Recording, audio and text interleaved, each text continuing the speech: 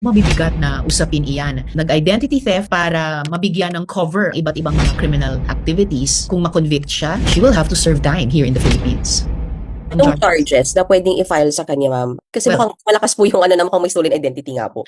Based sa input sa mga resource persons from the different agencies, especially the Philippine Statistical Authority, ay yung cancellation ng kanyang deemed irregular na birth certificate. So we heard it from PSA na finoward na nila sa OSG yung ganyang rekomendasyon nila na OSG, as it is mandated, can be the one to cancel the birth certificate. At parang domino effect na yon sa ibang mabibigat na consequences na maaaring hinaharap na ni Mayor Alice Go, all the way to, well, yung earlier raise na possibility of a quo warranto case. Hinihiling ko sa Office of the Solicitor General na bilisan din nila yung prosesong iyon. That will affect her standing as a mayor right now, dahil kung irregular yung naging birth certificate niya, walang isang essential na dokumento para nakapag-file siya ng certificate of candidacy in the first place. So, kumbaga, the rug will be pulled out from under the campaign she conducted, the electoral victory she posted, at yung pag-upo niya ngayon bilang mayor. Mas mabigat ba yung consequence, ma'am, dahil nga tumakbo pa siya from public office after, kung totoo man, stealing an identity? Yes,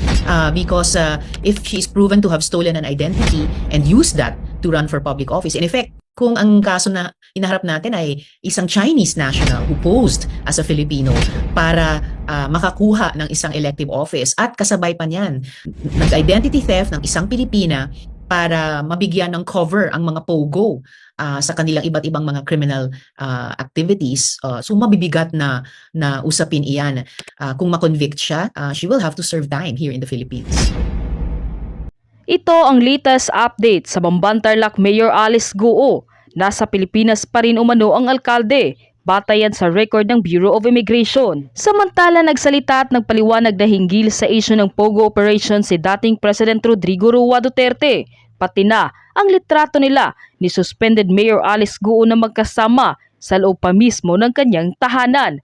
Narito ang buong detalye. Ngunit bago tayo magpatuloy, huwag kalimutang i-like, share, subscribe, and click the notification bell for more updates and for more upcoming videos. Maraming salamat! Ngayong linggo na ihahain ng Solicitor General ang legal na aksyon laban kay suspended Mayor Alice Go.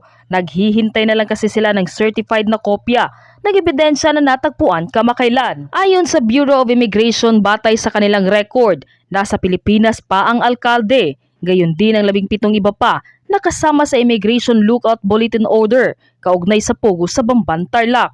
Ayon pa sa Commission and Election mula sa Ombudsman Office of the Solicitor General, ang pagsasampa ng kasong paglabag sa Ombuds Election Code dahil umano yan sa pagsisinungaling sa filing ng Certificate of Candidacy o COC nung tumakbo si Alice Go bilang mayor. At kung maghahain ng COC si Mayor Alice Go para sa 2025, pwede umano itong questionin sa COMELEC na mga tutol sa kandidatura niya, lalo pat pinayuhan si Mayor Alice Go ng kanyang mga abogado na muling tumakbo sa halalan sa taong 2025. Ito muna, ano pong reaksyon ni Mayor Alice na siya po'y pinatalsik bilang miyembro muna ng NPC, Nationalist People's Coalition?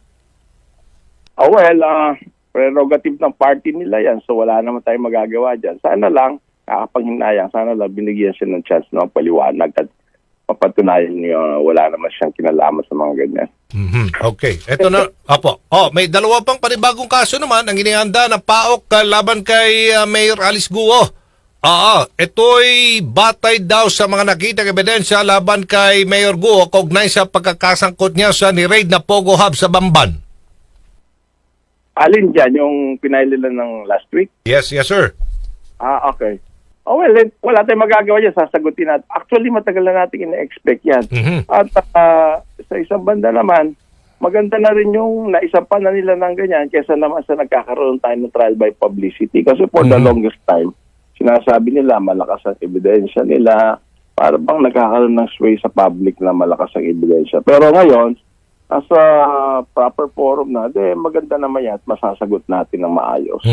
Samantala nagsalita at nagpaliwanag na hinggil sa issue ng POGO operation si dating President Rodrigo Roa Duterte, pati na ang litrato nila ni suspended Mayor Alice Guo na magkasama sa loob pa mismo ng kanilang tahanan. Sa isang press conference, sinabi ni dating Pangulong Rodrigo Roa Duterte na malaki kasi umano ang nakukuhang revenue o kita ng Pilipinas mula sa buwis ng Philippine Offshore Gaming Operations o POGO at malaki umano ang naitulong nito sa gobyerno. Noong 2021, pinirmahan ni former President Duterte ang Republic Act 11590 para patawan ng mas malaking tax ang POGO at ma-regulate ang illegal na gambling operation sa bansa. Kasi maski nung pumayag ako dahil kailangan natin ng pera.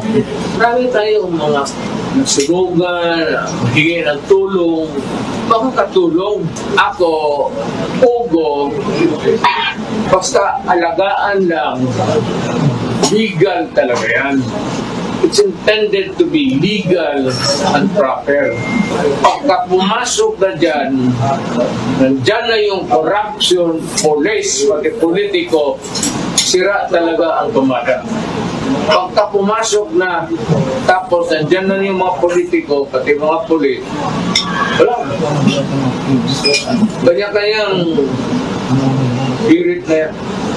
So I do not deny that she was there because nandyan sa picture eh. So what more?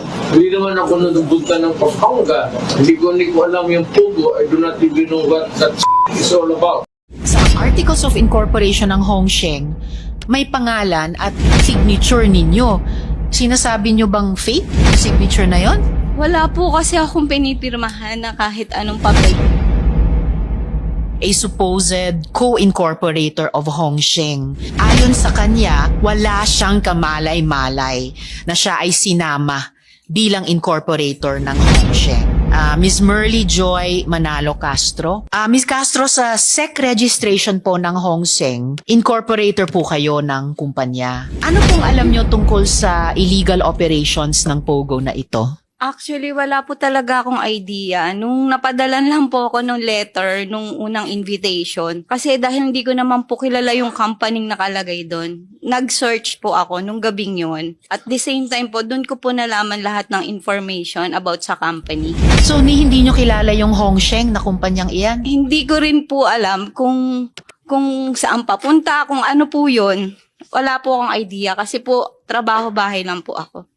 So, paano nyo nakilala yung ibang co-incorporators ninyo? Nalaman ko lang po kasi yung mga pangalan nung lumabas ng Friday night. Nakasama po ako dun sa list ng mga pinapasa po nasa DOJ na. Kasi sobrang takot ko po kasi wala talaga akong idea paano po ako nandoon. Nalaman ko lang nga po kasi nung unang letter nyo, tapos may sumunod po kasi letter from BIR.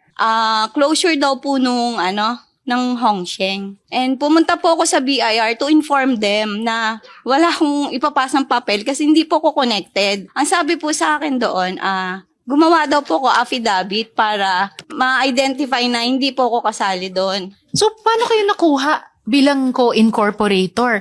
Kasi, at saka sa Articles of Incorporation ng Hongsheng, may pangalan at signature ninyo. Sinasabi nyo bang fake signature na yon? Wala po kasi akong pinipirmahan na kahit anong papel po. Actually, wala akong alam kung paano mag-ano ng corporation. Kasi wala naman po akong kakayahan para magtayo ng corporation. Alam nyo ba kung paano kayo nakuha bilang di umanong co-incorporator niya? Wala po akong idea. And so, sinasabi nyo, yung signature nyo daw, di umano, dun sa Articles of Incorporation, ay fake. Opo. Meron po kaming kopya nung signature ninyo at TIN number ninyo. Papakita ko din yung nasa SEC documents ng Hongsheng. I-note ko lang na yung TIN number ninyo di umano doon sa Hongsheng articles ay iba dito sa TIN number nyo dito sa totoong BIR ID nyo. Yung inilagay na TIN sa pangalan nyo kuno doon sa Hongsheng Articles of Incorporation, iba ang numero. Yes, ma'am. Iba po. Hindi ko po tin-number yung nasa upper part. Andyan yung di umanong pirma ninyo. Ano ba yan? Nag-effort ba sila na i-forge yung pirma nyo? Pero iba yung BIR number. Dahil dun sa Hongsheng Articles of Incorporation, ang TIN number ninyo daw ay 265-820-742-000. Ms. Merly, dito, yung pirma sa Hongsheng Articles of Incorporation at yung totoong pirma nyo, parang similar, parang magkamukha or magkahawig. Anong comment nyo dito? Hindi po ako pumipirma nung nasa upper part po. Yung tunay ko pong pirma yung nasa ID po mismo. ID ko po yan. Pero 'di ba kung unang titignan lang, maaring sabihin na parang magkatulad. Anong comment nyo doon? Hindi po ako yung pumirma sa upper part. Maitanong sa BIR, Attorney Tibayan, meron na pong update dun sa tin di umano ni Ms. Castro sa Articles of Incorporation ng Hongsheng. Yes, Madam Chair. Upon checking our system, it seems that the TIN assigned to Ms. Merly Castro in the SEC Articles of Incorporation does not belong to any individual. With the permission of Ms. Merly Castro, may we also verify the correct TIN of Ms. Castro? Ms. Merly, ano nga po yung tamang, totoong tin number nyo?